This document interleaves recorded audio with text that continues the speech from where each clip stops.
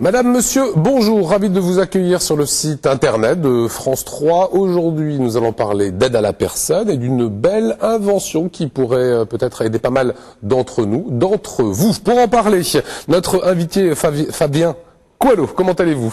Bonjour, ça va très bien, merci. Flavien, de vous accueillir. Vous êtes le directeur et le créateur d'une société qui s'appelle Millepattes, qui est en Alsace, qui est basée à Benfeld. Que fait cette entreprise? Donc cette entreprise est destinée au service à la personne. Donc nous pratiquons la garde d'enfants à domicile, l'aide ménagère pour tout public et l'assistance aux personnes âgées et dépendantes, ainsi que les personnes handicapées.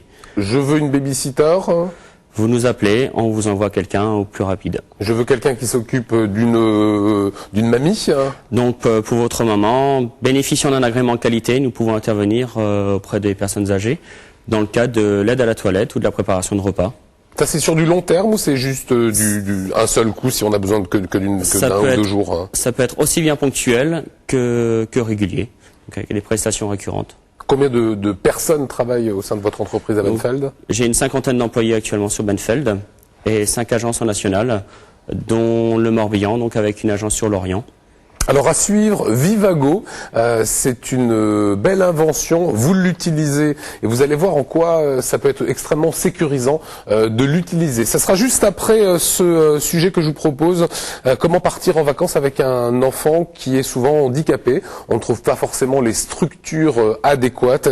Eh bien, il y a désormais Michel Frier qui a trouvé cela avec son association libre. Ça se passe à Geisbach dans la vallée de Münster. Regardez.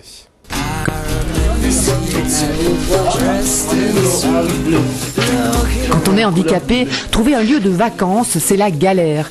Nicolas vient pourtant de trouver une bonne adresse où il passe des vacances tout à fait réussies. Les vacances réussies pour moi, c'est être dans un lieu aménagé où il n'y a pratiquement pas besoin d'aide.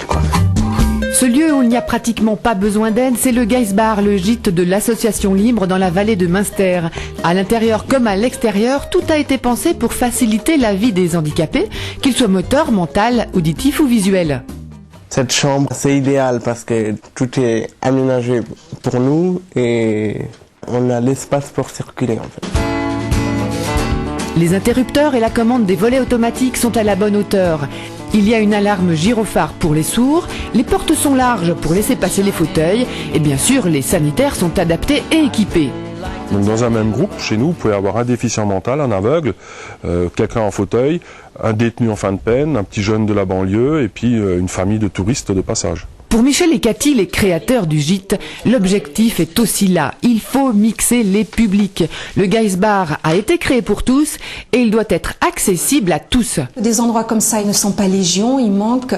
On est d'abord dans un lieu qui est adapté, mais en plus on côtoie un autre public. Ce qui est agréable ici, c'est qu'on est vraiment dans un cadre de verdure. On a du mal à trouver ce genre de structure.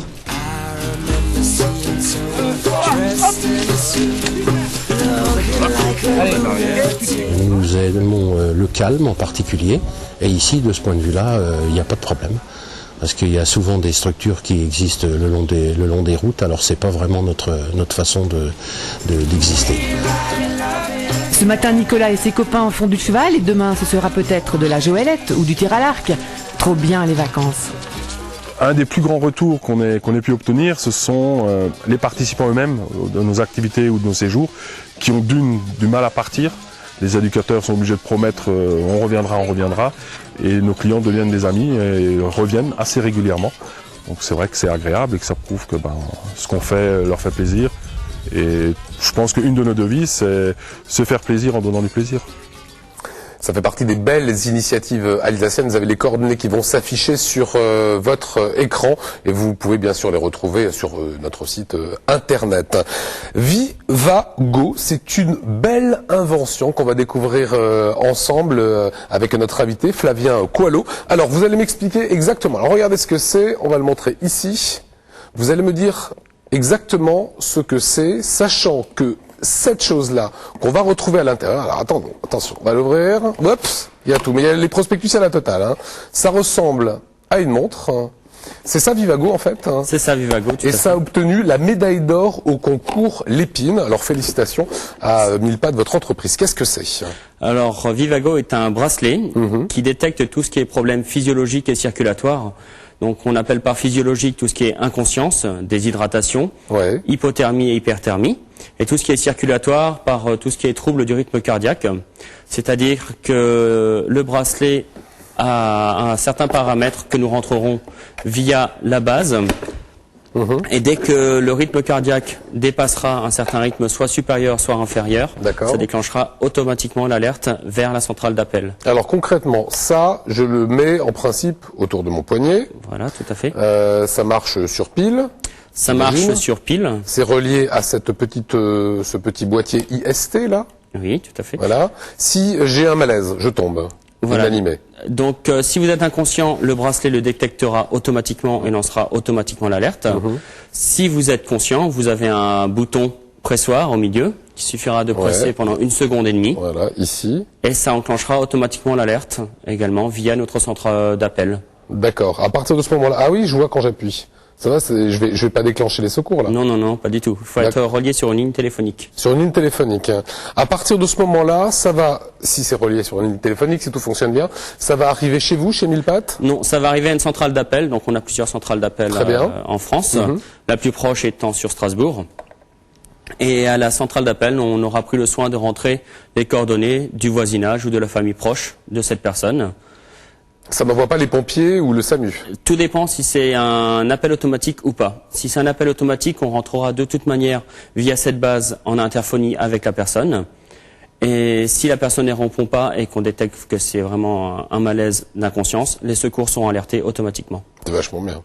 C'est très très bien. Ouais, bravo. Alors ça a obtenu la médaille d'or du concours Lépine, qui est le concours des inventeurs. On va voir à qui ça s'adresse ce nouveau système, sachant qu'il y a une nouveauté, hein, il y a un nouveau modèle qui va arriver. Vous nous expliquerez son fonctionnement. Ce que je vous propose, c'est de découvrir une femme qui intégrera peut-être d'ailleurs le Jamel Comedy Club. Ce sont tous ces talents du stand-up et du one-man show. En l'occurrence, elle fait des one-woman show. Elle est de chez nous. Hein.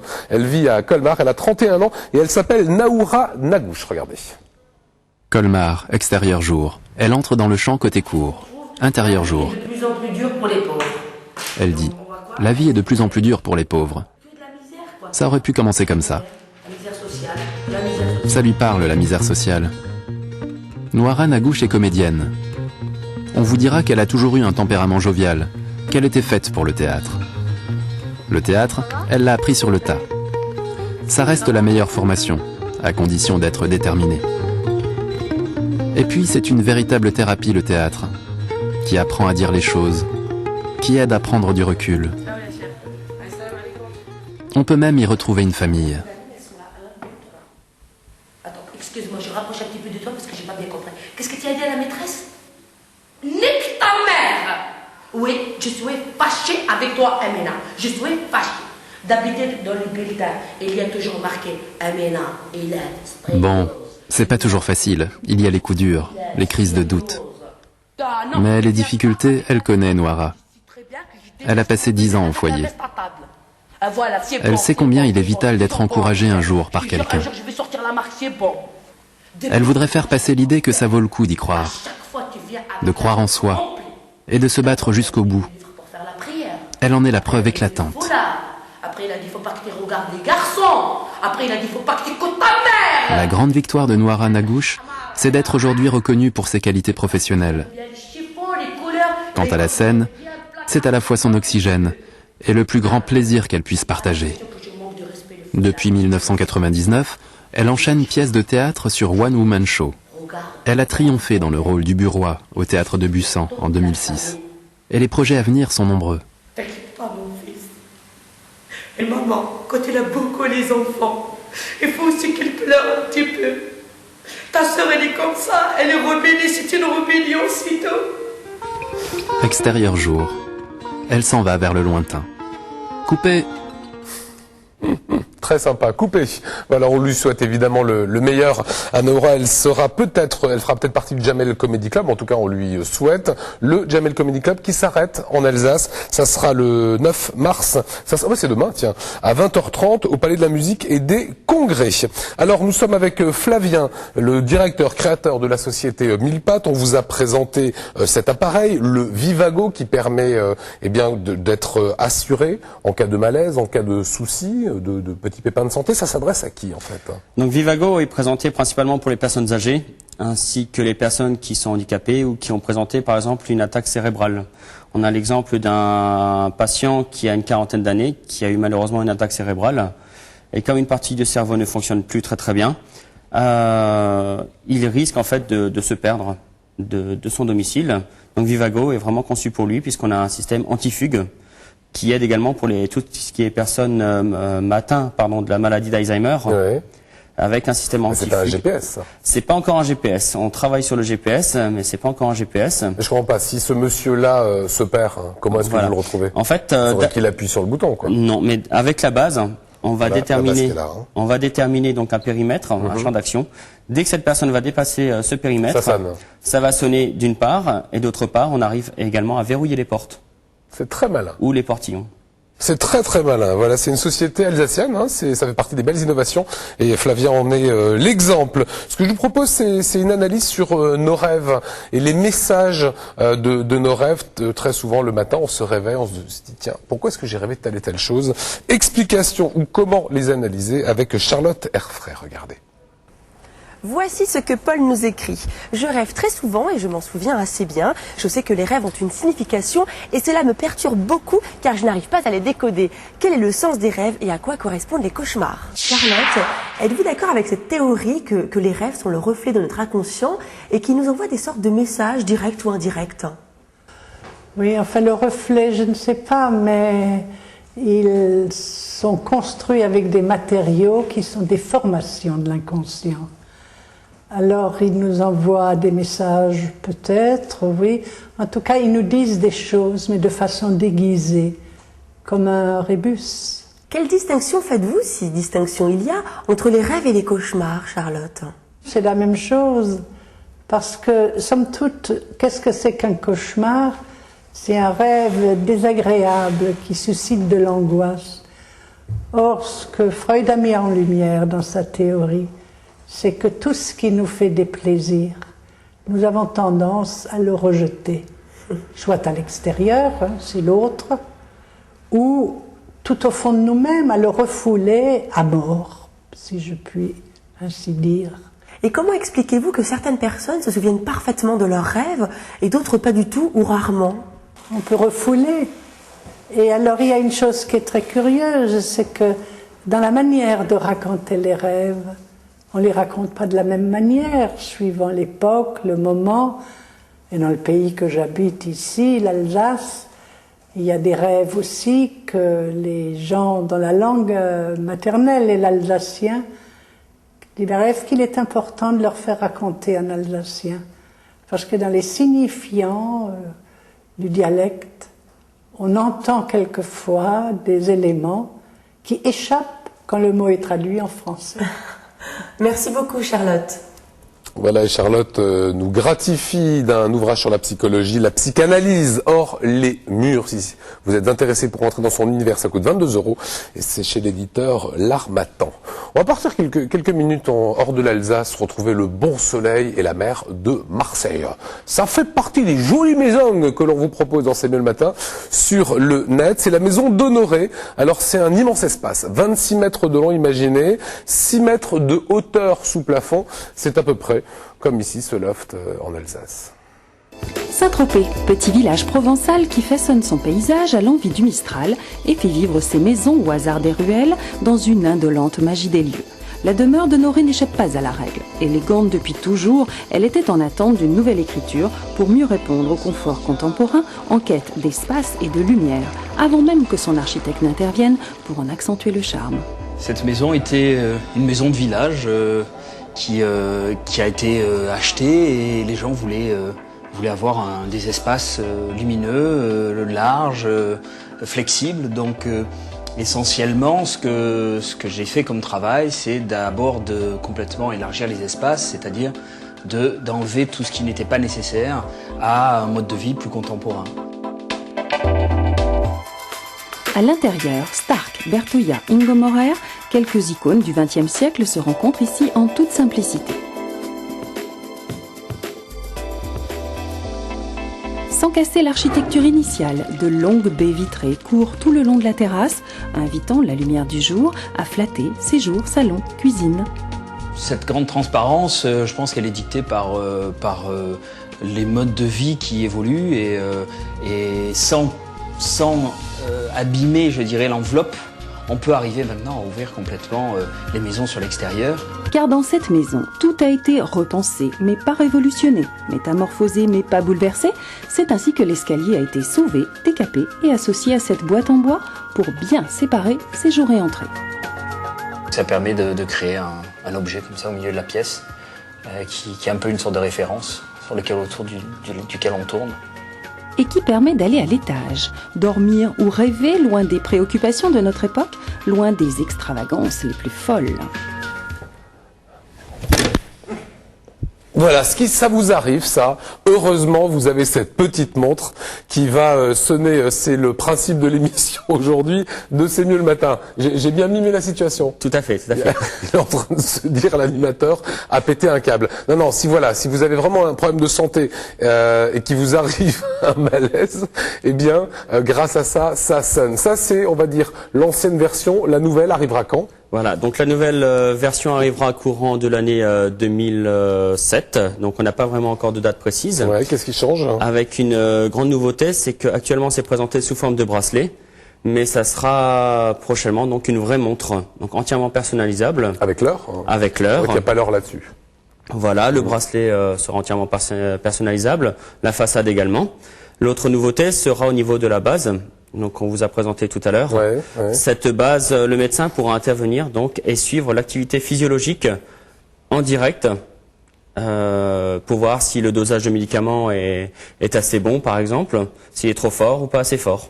Ça me fait penser au système qui est mis sur les prisonniers. Voilà, mais en fait le principe part de là. Voilà, on peut les suivre à la trace. On peut les suivre à la trace. Avec un bracelet accroché à une cheville. Oui, voilà, tout à fait, sauf que là, on l'attache au poignet. D'accord, bah oui. Là, a priori, c'est pas pour les prisonniers, sauf dans certains cas, quand vous me disiez d'Alzheimer, où il faut pas que la personne aille trop loin de chez elle et surtout se perde. N'ait pas la mémoire de pouvoir revenir chez elle. Allez, je vous propose un petit peu de bricolage chez Mieux le matin. Ce sont des bons conseils, des petits trucs, et en l'occurrence, celui-ci, concerne l'humidification d'une pièce. Quand il y a un petit peu d'eau comme ça qui suinte sur les murs, comment s'en débarrasser? C'est les bons conseils de Robert. Bob.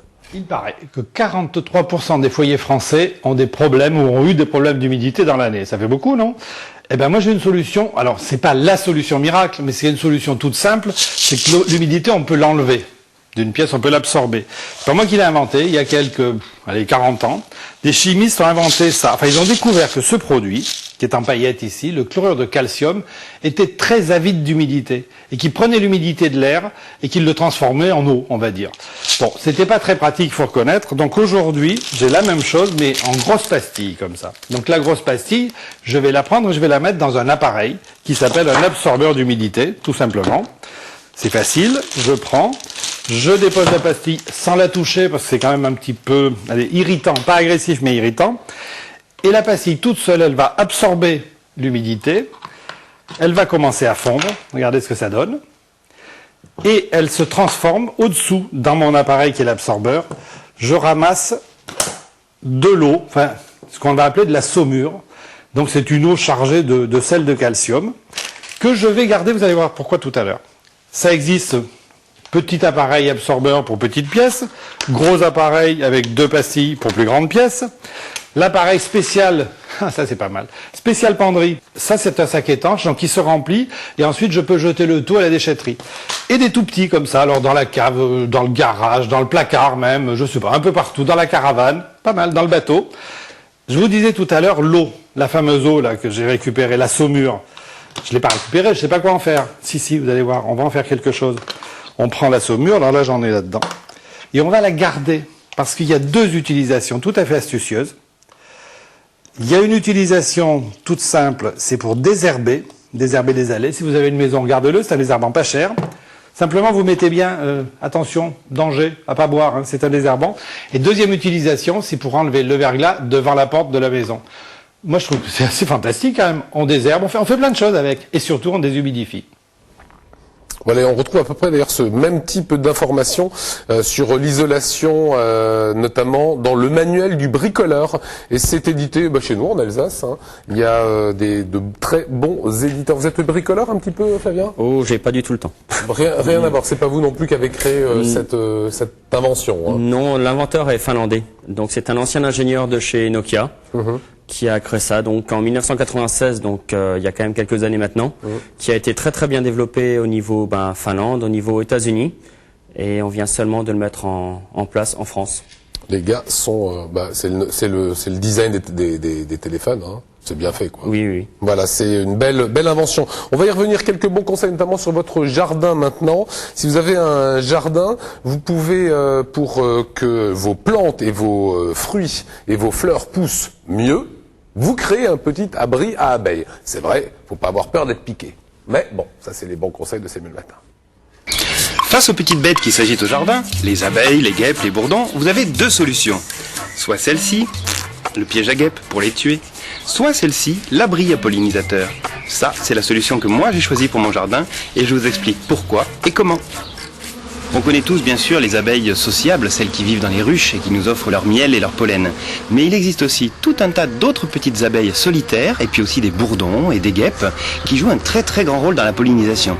80% des fruits et des légumes que nous avons dans nos jardins n'existeraient pas si ces petites espèces solitaires ne passaient pas leur temps à butiner les fleurs.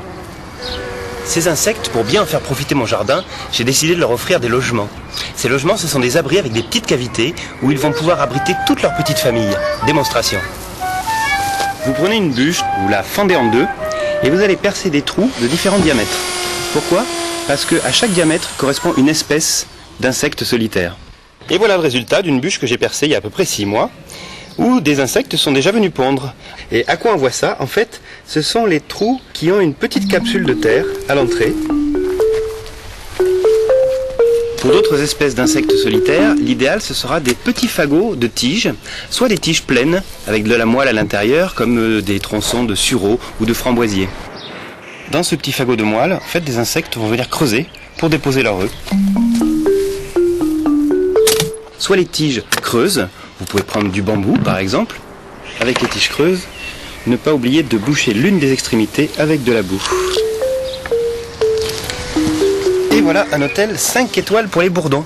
Tout simplement un petit pot de fleurs dans lequel vous allez mettre une poignée d'herbes sèches et vous allez le mettre en terre dans un trou que vous avez creusé de telle façon que le fond du pot soit juste à fleur de terre. Il ne reste plus qu'à poser le toit de cet hôtel de luxe. Ce toit va empêcher que l'eau ne rentre dans le pot et les bourdons pourront se reposer tout l'hiver bien au chaud dans l'herbe sèche. Voilà les bons conseils. Sachez tiens que en termes de prix, parce qu'on va parler d'argent maintenant avec vous, une ruche, ça coûte de 30 à 65 €. Voilà pour débuter. Vous avez votre petite ruche et après vous aurez votre petit miel. On va terminer cette émission avec Vivago. Fabien nous l'a présenté. On rappelle le principe. C'est un bracelet qu'on met autour du poignet. Du poignet, voilà, et qui détecte automatiquement tout ce qui est problème physiologique et circulatoire. C'est une sorte de mouchard. C'est un mouchoir. Ouais, pas un mouchoir, ça c'est le rhume, c'est pour moi. Combien ça coûte? Donc au niveau achat, faut compter 1000 € d'achat plus 24 € par mois pour la centrale d'appel. Centrale d'appel, si on a un pépin, ça arrive à une centrale. Voilà, une centrale d'appel où il y a quelqu'un 24 heures sur 24, 7 jours sur 7. Et on le propose également en location, donc à raison de 60 € par mois. En incluant les 24? En incluant tout. D'accord. Tout inclus en fait. Donc faut savoir également que le Conseil général peut également participer pour ces installations dans le cadre de la location personnalisée d'autonomie. Ok. Donc le Conseil général, en fonction des revenus, prendra jusque 39 € et une partie sur également... 60, donc il en reste 21 à la charge du patient. Voilà, il en reste 21 à la charge du patient. Et les frais d'installation, il faut calculer à peu près 150 €. D'accord. Là, on a la totale? La totale. Donc pour 60 €, 150 € d'installation, voilà. 60 € par mois et la région prend 39. Il en reste 21 voilà. À sa charge. À sa charge. Vous avez bien noté? Sinon, vous savez quoi? C'est Internet. Vous regardez de nouveau l'émission. c'est quand même pas compliqué, on se remet, on se reclique l'émission et on l'envoie à tous ses petits copains dans le monde. C'est l'avantage d'être sur Internet. Petite recette de cuisine, c'est une vraie ode à l'amour, aux amoureux du chocolat, puisque Simone et Hubert Bess nous proposent le puits d'amour aux 2 chocolats. Pour les puits d'amour aux 2 chocolats, faites fondre au bain-marie le chocolat et le beurre coupé en petits dés. Dans un autre récipient, fouettez vigoureusement les œufs et le sucre pour que l'ensemble blanchisse. Mélangez le tout. Ajoutez la farine et obtenez une masse homogène. Laissez reposer au frais pendant 2 heures. Beurrez et enduisez de sucre roux de petits moules en forme de cœur. Remplissez-les au 9/10 et faites-les cuire au four préchauffé à 275 degrés pendant 5 minutes. Attention, quelques secondes de trop et la pâte n'est plus liquide au centre. La cuisson est réalisée à la dernière minute car ce gâteau se mange chaud. Pendant ce temps, préparez la ganache. Faites bouillir le gingembre et la crème et faites-y fondre le chocolat blanc à feu doux. À la sortie du four, entaillez le centre du gâteau, la pâte doit y être coulante. Versez un peu de ganache blanche. Ce dessert, idéal pour les amoureux, est à déguster sur notre site internet alsace.france3.fr. Voilà, bon appétit. Merci beaucoup Flavien. Merci à vous. D'être venu dans C'est mieux le matin. Bravo encore pour cette belle invention. Médaille d'or au concours Lépine pour la société alsacienne que vous représentez, que vous avez créé, la société Mille Pattes. Bravo. Allez, C'est mieux le matin, c'est sur Internet et franchement, clairement, c'est mieux le matin.